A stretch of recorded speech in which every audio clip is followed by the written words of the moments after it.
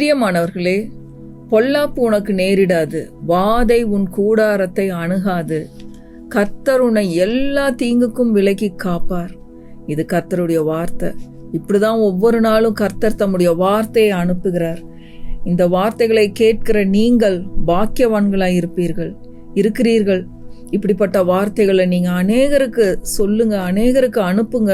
உங்கள் சபைகளில், உங்கள் ஃப்ரெண்ட்ஸுக்கு நடுவில், அநேக குரூப்ஸுக்கு இப்படிப்பட்ட கர்த்தருடைய வார்த்தைகளை நீங்கள் ஷேர் பண்ணுங்க. ரொம்ப எளிமையாக பேசுகிறேன். இப்படிப்பட்ட வார்த்தைகள் தெரியாமல் இன்றைக்கு எத்தனையோ சபைகளில், குடும்பங்களில் இளம் வயதின் மரணங்கள், ஆபத்துகள், ஆக்சிடென்ட்ஸு, எத்தனையோ பேர் மரிக்கிறத பார்க்குறோம். நம்ம குடும்பங்கள் இப்படிப்பட்ட காரியங்கள் ஏற்படுறத பார்க்கும்போது என்னுடைய இருதயம் நிஜமாவே துக்கத்தினால நிரம்பி இருக்கு. இன்றைக்கு கர்த்தர் கொடுத்த வார்த்தை, நீங்க திகிலை காணாதிருப்பீர்கள். கர்த்தர் கொடுத்த வார்த்தையை எடுத்து நம்ம வாயில வச்சு நம்ம வாயை திறந்து பேசணும், வெட்கப்படாம பேசணும். பாருங்க, நான் திகிலை பார்க்க மாட்டேன். கர்த்தருடைய வார்த்தை சொல்லுகிறது, நான் கொடுமைக்கு தூரமாவேன், நான் பயம் இல்லாதிருப்பேன், திகிலுக்கு தூரமாவேன், அது என்னை அணுகாது. பாருங்க, நைட்டு தூங்கும்போது நிறைய குடும்பங்கள் இன்னைக்கு பார்க்குறோம். நைட்டு எவ்வளோ ஆபத்துகள், திடீர்னு ஹார்ட் அட்டாக் வருது, திடீர்னு இருந்திருந்த மாதிரி மரித்து போகிறாங்க. எத்தனையோ காரியங்களை நம்ம கேள்விப்படுறோம். இதையெல்லாம் கடந்து வரும்பொழுது இருதயங்கள் உடைக்கப்படுகிறது. ஏன் இந்த மாதிரி நடக்கணும்? ஏன் நம்ம ஜெபிக்கிறோமே, நம்ம பைபிள் படிக்கிறோமே கிறிஸ்தவ குடும்பங்களில். பிரியமானவர்களே, இந்த இடத்துல நம்ம வழிகளை சிந்தித்து பார்க்கணும். ஏன் இந்த மாதிரி நடக்குது, ஏன் நடக்குதுன்னு இன்னைக்கு யாருக்கும் தெரியறதில்ல. ஆண்டவர் எவ்வளோ பாதுகாப்பு நமக்கு வச்சிருக்கிறார். கர்த்தருடைய வார்த்தை நமக்கு வேலியை போல இருக்கிறது. எப்படி சாத்தான் வீட்டுக்குள்ள வர முடியும்? இளம் வயதின் மரணங்கள் ஏன் ஏற்படணும்? கர்த்தர் நல்லவராயிருக்கிறார். பிரியமானவர்களே, அவர் நம்மை நீடித்த நாட்களால் திருப்தியாக்குகிற தேவனாயிருக்கிறார்.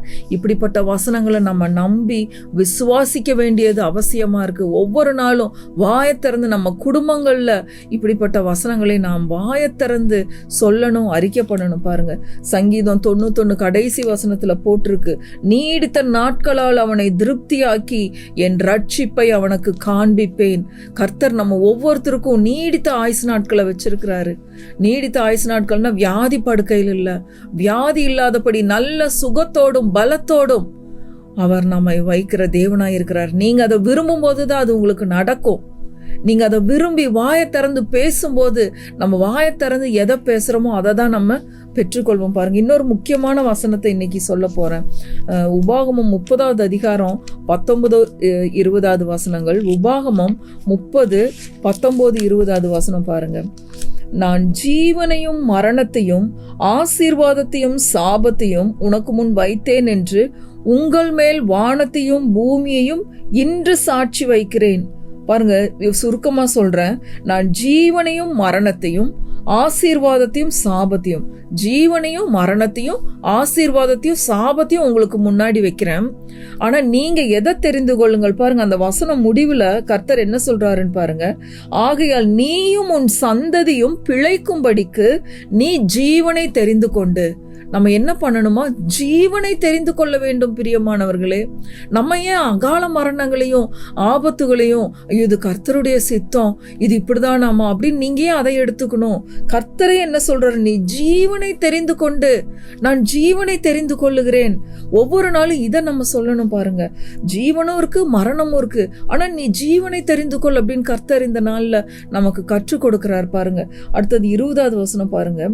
கர்த்தர் உன் பிதாக்களாகிய ஆபிரகாமுக்கும் ஈசாக்குக்கும் யாக்கோபுக்கும் கொடுப்பேன் என்று அவர்களுக்கு ஆணையிட்டு கொடுத்த தேசத்திலே குடியிருக்கும்படிக்கு உன் தேவனாகிய கர்த்தரில் அன்பு கூர்ந்து அவர் சத்தத்துக்கு செவி கொடுத்து அவரை பற்றி கொள்வாயாக.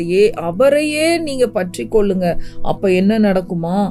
அவரே உனக்கு ஜீவனும் தீர்க்காயுசுமானவர். இது கர்த்தருடைய வார்த்தை. இதுதான் நடக்கும். அவரே நமக்கு ஜீவனும் தீர்க்காயுசுமானவர். அற்ப ஆயுசுல யாரும் மரிக்க முடியாது. சிறு பிள்ளைகளை விட்டுட்டு யாரும் மரிக்க முடியாது. அது கர்த்தருடைய திட்டமே கிடையாது. பிசாசு எந்த விதத்துல நம்ம வீடுகளுக்குள்ள உள்ள வர்றான் அப்படிங்கறத நீங்க கண்டுபிடிச்சு அந்த இடத்தை நீங்க அடைக்கணும். பாருங்க, கர்த்தருடைய வார்த்தைகளால வீட்டை நீங்கள் காப்பாற்ற வேண்டும். பிரியமானவர்களே, மிகுந்த கர்த்தருடைய வார்த்தை வார்த்தைகளை நாம் ஜாக்கிரதையாய் எடுத்து பேசும் பொழுது நிச்சயமாகவே வார்த்தையின்படிதான் நமக்கு நடக்கும். நீங்கள் ஜீவனை தெரிந்து கொள்ளுங்கள், கர்த்தருக்கு அதுதான் பிரியம். அவரே உனக்கு ஜீவனும் தீர்க்காயுசுமானவர். பாருங்க, அப்போ வாயை திறந்து ஒவ்வொரு நாளும் இப்படிப்பட்ட வசனங்களை தான் சொல்லணும். அடுத்தது ஏசாயா 54:17 பாருங்க. நமக்கு விரோதமாய் உருவாக்கப்படுகிற எந்த ஆயுதமும் வாய்க்காதே போகும். உங்களுக்கு விரோதமாய் என்ன வியாதி, என்ன பிரச்சனை, என்ன கஷ்டம், என்ன இருந்தாலும் சரி, உனக்கு விரோதம், ஏசாயா 54:17, உனக்கு விரோதமாய் உருவாக்கப்படும் எந்த ஆயுதமும் வாய்க்காதே போகும். எதுவுமே வாய்க்காது உங்களுக்கு விரோதமாய். உங்க சரீரத்துக்கு விரோதமாய், இந்த சரீரம் இது கர்த்தருடைய ஆலயம், இந்த ஆலயத்துக்கு விரோதமாய் உருவாக்கப்படுகிற, சாத்தானால் உருவாக்கப்படுகிற எந்த ஆயுதமும் அது வாய்க்காதே போகும். அடுத்தது, உனக்கு விரோதமாய் நியாயத்தில் எழும்பும் எந்த நாவையும் நீ குற்றப்படுத்துவாய். இது கர்த்தருடைய ஊழியக்காரரின் சுதந்திரமும் என்னால் உண்டான அவர்களுடைய நீதியுமாய் இருக்கிறது என்று கர்த்தர் சொல்லுகிறார். எப்படிப்பட்ட வசனங்களை அவர் இந்த நாளில் அனுப்பியிருக்கிறார் பாருங்க. அநேக காரியங்களை நான் குடும்பங்களின் மத்தியில கடந்து வரும்போது ஆண்டவர்கிட்ட கேட்டேன், ஏன் ஆண்டவர் இப்படியெல்லாம் நடக்குது, எனக்கு நீங்க பதில் சொல்லுங்க. ஜனங்களை காப்பாற்றணுமே, ஜனங்கள் காப்பாற்றப்படணும், குடும்பங்கள் கட்டப்படணும், பிள்ளைகள் பாதுகாக்கப்படணும், இதுக்கு உங்க வார்த்தையை அனுப்புங்கன்னு சொல்லி கேட்கும்போது ஆண்டவர் இதை சொல்லி கொடுத்தார். ஒவ்வொரு நாளும் இப்படிப்பட்ட வார்த்தைகளை வீட்டுக்குள்ள பேசுங்க. மரணத்தை குறித்து பேசாதீங்க. சண்டை போடும்போதும் கூட நான் சீக்கிரம் போயிடுவேன், நான் செத்து போயிடுவேன், அந்த மாதிரி எல்லாம் பேசாதீங்க. கர்த்தருடைய வார்த்தைக்கு விரோதமாய் பேசாதீர்கள். பிசாசு அந்த வார்த்தைகளை எடுத்துக்கொண்டு போய் அதை சம்பவிக்க பண்ணுமா. அதனால பிசாசு சொல்லுகிற வார்த்தைகளே இல்லை, கர்த்தருடைய வார்த்தைகளை பேசுங்கள்.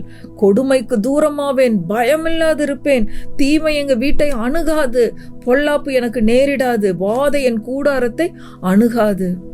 அற்ப ஆயுசில் நாங்க யாரும் மறிக்க மாட்டோம், அப்படிப்பட்ட ஒரு சந்ததியை நாங்க உருவாக்க மாட்டோம்.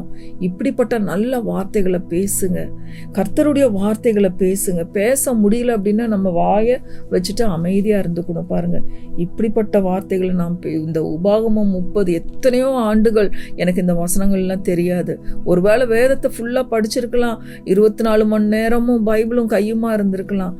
ஆனா இந்த வசனங்களை எடுத்து இந்த அபிஷேகத்தோடு போதிக்கிறதுக்கு நாங்களே இப்படிப்பட்ட வார்த்தைகளை கேட்டதில்லை. 2006 வருஷம் இப்படிப்பட்ட வார்த்தைகளை நான் கேட்க தொடங்கும் போது அன்னையிலிருந்து எங்க குடும்பம் வாழ தொடங்குச்சு. பிரியமானவர்களே, ரொம்ப தாழ்மையா நான் சொல்றேன், கர்த்தருக்கு மகிமையை செலுத்துகிறேன். கர்த்தர் தான் இப்படிப்பட்ட வசனங்களை எல்லாம் எங்களுக்கு கற்றுக் கொடுத்தார். இன்றைக்கு குடும்பங்களாக வாழ்ந்து சந்தோஷமா இருக்கிறோம். இப்படிப்பட்ட சந்தோஷம் உங்க வீடுகளையும் அடையணும்னு சொல்லிதான் இந்த வார்த்தைகளை இந்த நாள்ல எடுத்து போதிக்கிறேன். அதனால இன்றைக்கு நீங்கள் ஜீவனை தெரிந்து கொள்ளுங்கள். அவரே உங்களுக்கு ஜீவனும் தீர்க்காயுசுமாய் இருக்கிறார். எந்த வியாதி உங்களுக்கு அணுகாது, உங்களை அணுகாது, உங்க சரீரத்தை தொட முடியாது. நீங்க அதிகாரப்பூர்வமா பேசலாம். சாத்தானே எந்த பலவீனமோ எந்த வியாதியின் மூலமாகவோ நீ எங்க குடும்பத்துக்குள்ள வர முடியாது, என் சரீரத்தை நீ தொட முடியாது. இது கர்த்தருடைய ஆலயம், கர்த்தர் என்னுடைய சரீரத்தை அவர் பாதுகாத்து கொள்ளுகிறார் அப்படின்னு சொல்லி நீங்க ஒவ்வொரு நாளும் இப்படி கர்த்தருடைய வார்த்தைகளை எடுத்து பேசும் பொழுது நிச்சயமாகவே நீங்க சந்தோஷம், சமாதானம், ஜீவனை உங்க குடும்பங்கள்ல அனுபவிப்பீங்க. யோவான் 10:10 சொல்லப்படுகிறது, திருடன் திருடவும் கொல்லவும் அழிக்கவும் வருகிறானே அன்றி வேறொன்றுக்கும் வரான். கடைசி அந்த வார்த்தையை பார்த்து முடிப்போம். யோவான் 10:10 பாருங்க. ரொம்ப இந்த மாதிரி வசனங்கள் எல்லாம் நீங்க ரொம்ப தெரிஞ்சிருக்கணும். பாருங்க, யோவான் 10:10, திருடன் திருடவும் கொல்லவும் அழிக்கவும் வருகிறானே அன்றி வேறொன்றுக்கும் வரான், நானோ அவைகளுக்கு ஜீவன் உண்டாயிருக்கவும் அது பரிபூர்ணப்படவும் வந்தேன். ஜீவன் உண்டாயிருக்க வந்தவர் அவர். ஜீவன் மட்டும் இல்லாம அது என்ன, எப்படிப்பட்ட ஜீவனா, அந்த ஜீவன் பரிபூர்ணப்படவும், பரிபூர்ண ஜீவனை, நித்திய ஜீவனை நமக்கு கொடுக்கும்படியாக அவர் கல்வாரி சிலுவையில தன்னுடைய உயிரை கொடுத்தார். பாருங்க, திருடன் தான், பிசாசு தான் கொல்லவும் அழிக்கவும் வர்றான். ஆனா ஆண்டவராகிய இயேசு கிறிஸ்து நமக்கு வாழ்வு கொடுக்க வந்தார், நமக்கு வாழ்க்கையை கொடுக்க வந்தார். வாழ்க்கையை எடுத்துக்க வரல, அற்பாயுசுல வாழ்க்கையை புடுங்கிறதுக்கு அவர் வரல. அவர் நல்லவர், கர்த்தர் நல்லவர். பிரியமானவர்களே, கர்த்தர் நல்லவர். இந்த நாள்லயும் அவரை துதியுங்க, அவரை கொண்டாடுங்க. அவர் மிகவும் நல்லவர். கர்த்தர் நல்லவர், அவரை துதியுங்கள். அவர் கிருபை என்றும் உள்ளது. ஆமென், ஆமென், ஆமென்.